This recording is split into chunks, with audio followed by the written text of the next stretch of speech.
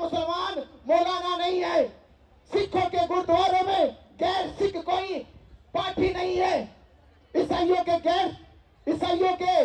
कोई चर्च में पादरी नहीं है, तो फिर बौद्धों के महाबोधि महाविहार में गैर बुद्धिस्ट ब्राह्मण क्यों है? ये पूछता भारत का बौद्ध, ये पूछना चाहिए आपको, क्यों है? ये नाइंसाफी क्यों हुई? ये नाइंसाफी इसलिए हुई कि बाबा साहब अम्बेडकर जी का सपना भारत बौद्ध में ना हो जाए, इसलिए नाइंसाफी भारत के बौद्धों के साथ की गई। पर हमें कसम है कि कि बाबा साहब डॉक्टर अम्बेडकर जी ने 14 अक्टूबर 1956 में कसम खाई थी नागपुर की दीक्षा भूमि में। उस दिन हमें एहसास हुआ कि बाबा साहब अम्बेडकर, आपने हमें धर्म की दीक्षा देकर हमारा मान बढ़ाया है, और ये आपके बच्चे महाबोधि महाविहार मुक्त करके आपका सम्मान बढ़ाएंगे।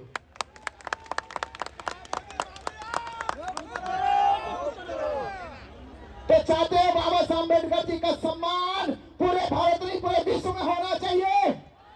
चाहते हो? तो चाहते हो तो महाबोधि महाविहार मुक्त होना चाहिए। महाबोधि महाविहार वो जिसको केवल भारत के बौद्ध नहीं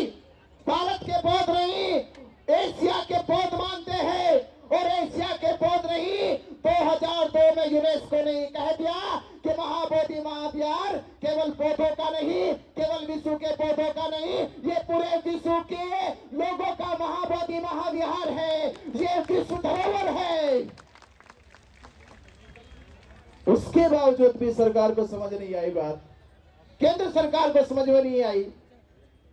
हमें जानना चाहिए, हमें जहां भारत में अल्पसंख्यक कहा जाता है, मैं आपसे पूछता हूं, ये सरकार से पूछते हैं कि भारत सरकार के जो राष्ट्रीय चिन्ह है, जहां भारत के बौद्धों को अल्पसंख्यक कहा जाता है, क्या भारतीय जो राष्ट्रीय चिन्ह है, जैसे हमारी मुद्रा पे, हमारी करेंसी पे जो अशोक लाट है, अशोक लाट है, क्या वो किसी हिंदू धर्म वालों की है? क्या इस्लाम धर्म वालों की है? क्या ईसाइयों की है? तो किसकी अशोक लाट? बौद्धों की है। ये राष्ट्रीय करेंसी पे पहचान किनकी है? बौद्धों की है। ये भारत में जो सर्वोच्च सम्मान भारत रत्न है, उसकी आकृति जो पीपल के पत्ते की है, क्या वो हिंदुओं की है? क्या वो मुसलमानों की है? क्या वो ईसाइयों की है? वो किनकी है? वो पीपल का पत्ते का आकृति बौद्धों की है। जो राष्ट्रपति भवन में जो शांति की मुद्रा लगी है भगवान बुद्ध की, वो किनकी है? वो बौद्धों की है, बुद्ध की है। इसका मतलब ये हुआ, ये भारत बौद्धों का भारत है, ये पूरा राष्ट्र बौद्धों का राष्ट्र है, और इस राष्ट्र में बौद्धों को अल्पसंख्यक दो। और मुझे बताओ, इस भारत में अल्पसंख्यक कौन है? अल्पसंख्यक कौन है? अरे जिसकी संख्या भी कुछ नहीं है। कौन है वो? कौन है वो? वही ब्राह्मण जिसने इस देश को खोखला करने की कोशिश करी है, जो इसमें अल्पसंख्यक है। आज तक देश के लोगों को बताया नहीं गया कि अल्पसंख्यक तो यह ब्राह्मण है। इस देश का बहुत अल्पसंख्यक नहीं, बहुसंख्यक है। भगवान बुद्ध ने कहा था, बहुजन हिताय बहुजन सुखाय, यानी आज से 2500 साल पहले ही कह दिया, ये धर्म बहुजनों का धर्म है, ये बहुजनों की सुखाई के लिए है, ये बहुजनों के कल्याण के लिए धर्म है।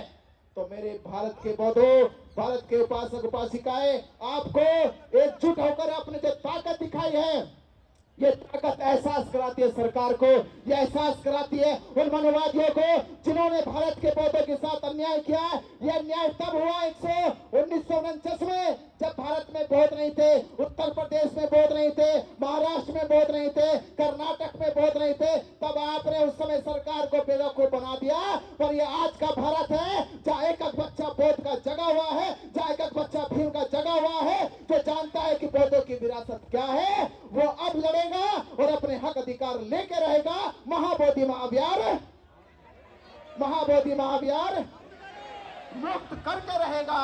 ये हमने संकल्प कर। हेलो।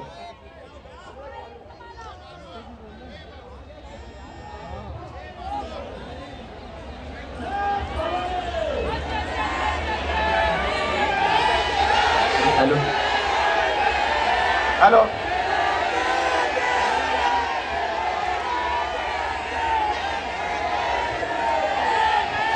आपने ये सिद्ध कर दिया है कि भारत का बोध जग गया है और ये जगा हुआ समाज मोदी की नींद हराम करेगा।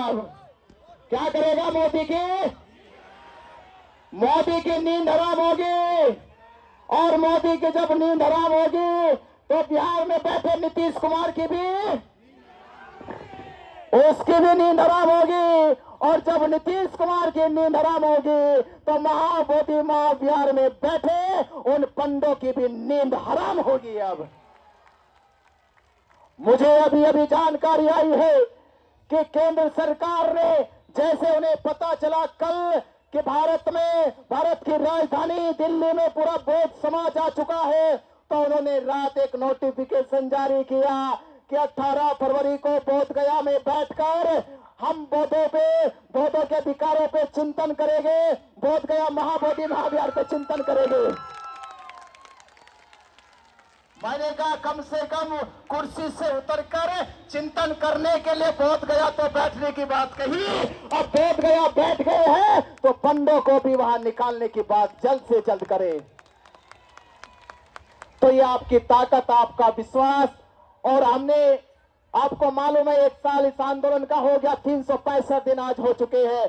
और ये 365 दिन में क्या क्या पड़ाव आए हैं, लेके बोधगया के धरने आंदोलन से, जेल से लेके महाराष्ट्र की संपूर्ण धमध्वज यात्रा को सफल आप लोगों ने बनाया, कर्नाटक के लोगों ने सफल बनाया, छत्तीसगढ़ के लोगों ने सफल बनाया, मध्य प्रदेश के लोगों ने सफल बनाया, उत्तर प्रदेश के लोगों ने सफल बनाया। मैं आपसे फिर गुजारिश करता हूं, ये एक राज्य का आंदोलन नहीं है, ये पूरे भारत के बौद्धों का आंदोलन है। पूरे भारत के बौद्धों को एक साथ एकजुट होकर इसकी लड़ाई में शामिल होना होगा,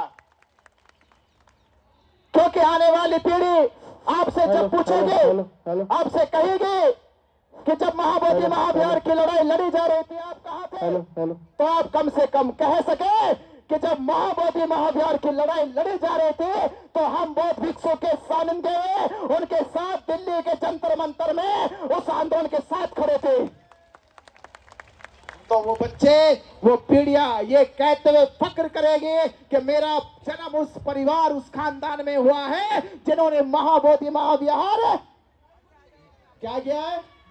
वो बच्चे फक्र करे, वो अपने आप पे गर्व करे कि मेरा जन्म भी उस परिवार में हुआ है, उस खानदान में हुआ है जिन्होंने महाबोधि महाविहार मुक्त किया है। तो आप जानिए सम्राट जो का 2300 वर्ष पुराना इतिहास जिंदा हो जाएगा और ये भारत फिर से बौद्ध हो जाएगा। तो आप सभी ने जो साथ दिया, सहयोग दिया, मैं उनका तहे दिल से आभार धन्यवाद देता हूं। और पूजनीय भिक्षु संघ हमारे बीच में बैठा है और ये निवेदन मैं आपसे करूंगा, मैं आपसे एक निवेदन करूंगा। आज हम यहाँ एकजुट हुए हैं भिक्षु संघ की तरफ से, कुछ सम्मानित साथी ने कहा है कि हमने दिल्ली को दिखा दिया बौद्धों की ताकत क्या है। क्या किया? हमने दिल्ली को दिखा दिया बौद्धों की ताकत क्या है। अब मैं आपसे पूछना चाहता हूं, ये ताकत नीतीश कुमार को दिखानी है। क्या दिखाते? नीतीश कुमार बिहार के मुख्यमंत्री को दिखानी है और पटना के गांधी मैदान को भर के उसे मोदी के साथ साथ नीतीश कुमार की नींद उड़ानी है। कब उड़ाओगे? कितने दिन लोगे बताओ? 1 महीना, 2 महीना, 3 महीना? मैं आवाज दे रहा हूं पूजनीय भिक्षु संघ को नमन वंदन करते हुए कि 1 नवंबर को, कौन सी तारीख को? 1 नवंबर को पटना का गांधी मैदान बंद होना चाहिए। बिहार सरकार की नींद उड़नी चाहिए। पूरा बिहार जाम होना चाहिए, पूरी पटना जाम होनी चाहिए और पटना की वो गूंज पंडों को कानों में सुनाई देनी चाहिए। और उनके कानों में जब आपकी गूंज सुनाई देगी, जब वो बौखलाएंगे, जब वो कपकपाएंगे, तो मैं कह रहा हूं आपकी ताकत की वो गूंज से ही वो पंडे महाबोधि महाविहार छोड़ के भाग जाएंगे। और जब तक महाबोधि महाविहार मुक्त नहीं होगा, हम उस पटना की गांधी मैदान से फिर हटेंगे नहीं। फिर पीटी एक्ट रद्द होगा और महाबोधि महाविहार मुक्त होगा। तो 1 नवंबर को गांधी मैदान पटना को हमें जाम करना है। जाम करोगे? साथ आओगे? साथ लेकर आओगे? जितने आए हैं इससे 10 गुना आओगे? जय भीम, जय भीम, जय भीम, जय भीम, जय भीम। वंदे वीराचार्य जी आप संघर्ष करो, हम तुम्हारे साथ हैं। वंदे वीराचार्य जी आप संघर्ष करो, हम आपके साथ हैं। वंदे वीराचार्य जी आप संघर्ष करो, हम आपके साथ हैं। वंदे वीराचार्य जी आप संघर्ष करो, हम आपके साथ हैं। अब मैं निवेदन करूंगा, आखिरी बात बस ये, हमारे बीच में ज्ञान प्रकाश स्वामी जी आए हैं कर्नाटक से। आपने बहुत बड़ा सहयोग होता है इनको। उसके बाद हम लोग इस कार्यक्रम का आगे समापन करेंगे। बस पहले सुनिए स्वामी जी। सभी भिक्षु संघ से मैं निवेदन करूंगा 2 मिनट के लिए बैठ जाए। बड़ा सहयोग कर्नाटक से हमें मिला है।